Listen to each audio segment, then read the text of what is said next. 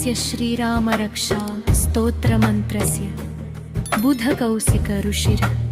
श्रीसीतारामचन्द्रो देवता अनुष्टुप् सीता शक्तिः श्रीमद्हनुमान् कीलकम् श्रीरामचन्द्र प्रीत्यर्थे रामरक्षा स्तोत्रजपे विनियोगः अधव्यानम् ध्यायेदाजानुबाहुं धृतशरधनुषं बद्धपद्मासनस्थम् पीतं वासो वसानं नवकमलदलस्पर्धी नेत्रं प्रसन्नम् वामाकारो दुसीतामुख कमलमिल्लोचनं नीरदभम् नानालङ्कारदीप्तं दधतमुरुजटामण्डलं रामचन्द्रम् इति ध्यानम् चरितं रघुनाथस्य शतकोटिप्रविस्तरम् एकैकमक्षरं पुंसाम्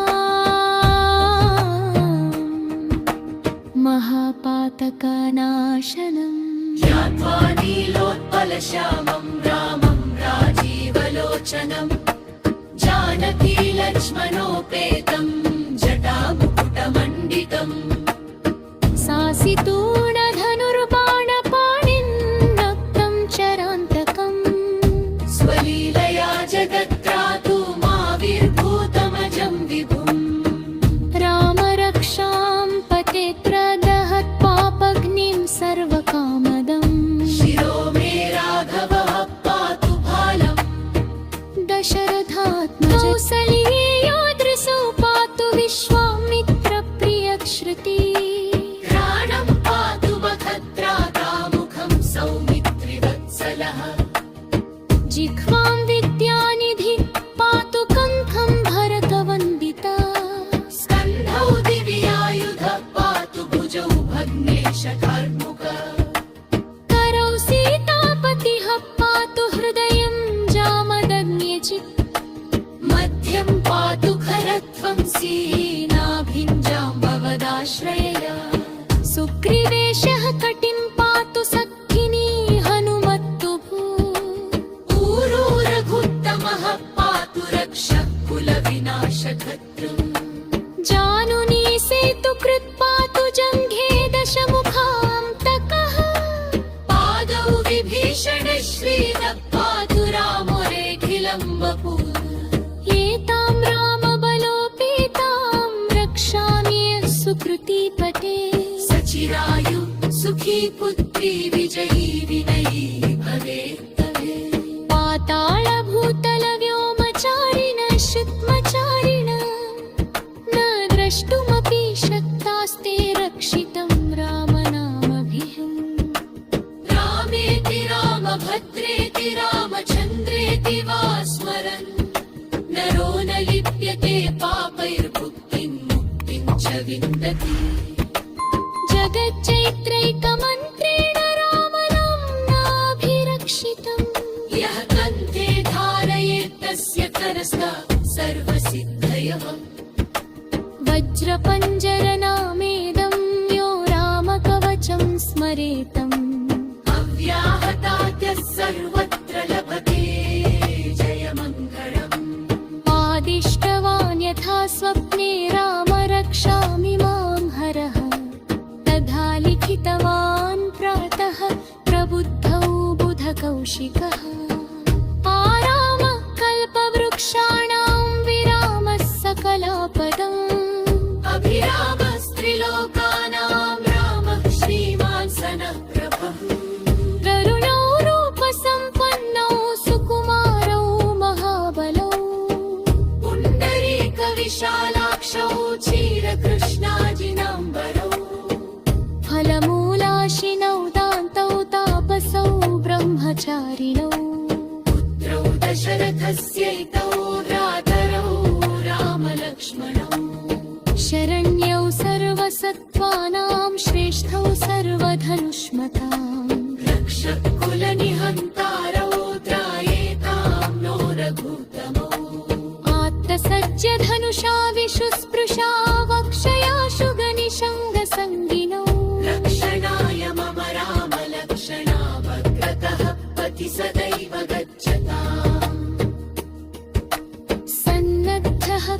वाची खड्गी चापबाणधरो युवा गच्छन्मनोरथा रामः पातु स लक्ष्मणः रामो दाशरथी शूरो लक्ष्मणानुचरो बली काकुत्सः पुरुषः पूर्णः कौसल्येयो रघुत्तमः वेदान्तवेद्योऽयमेषः पुराणपुरुषोत्तमः जानकी वल्लभा श्रीमान् प्रमेय पराक्रमः इत्येतानि जपे नित्यं मद्भक्तः श्रद्धयान्वितः अष्टवेदानि कम्पन्यं सन्त्यापोतिरसंशयः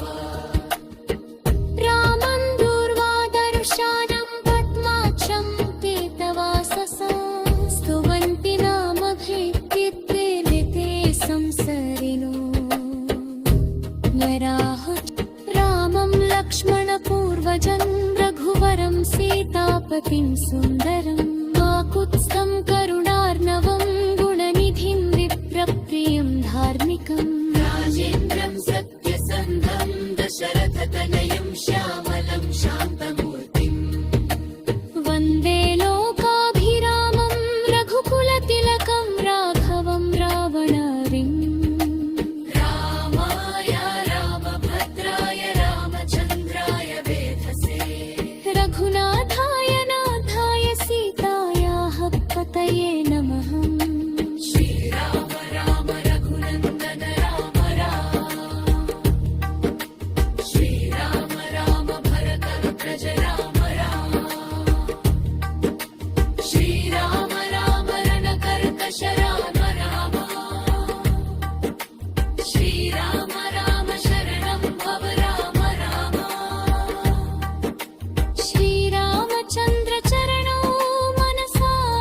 स्मरामि श्रीरामचन्द्र चरणौ वचसा गृह्णामि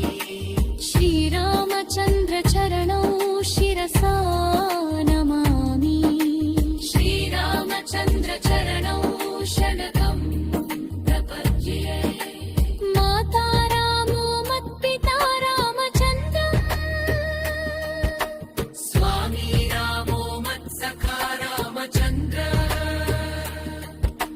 सर्वस्वं मे रामचन्द्रो दयालु नान्यं जाने नैव जाने न जाने दक्षिणे लक्ष्मणो यस्य वामे च पूजनकात्मजा पुरतो मारुतिर्यस्य तं वन्दे रघुनन्दनम्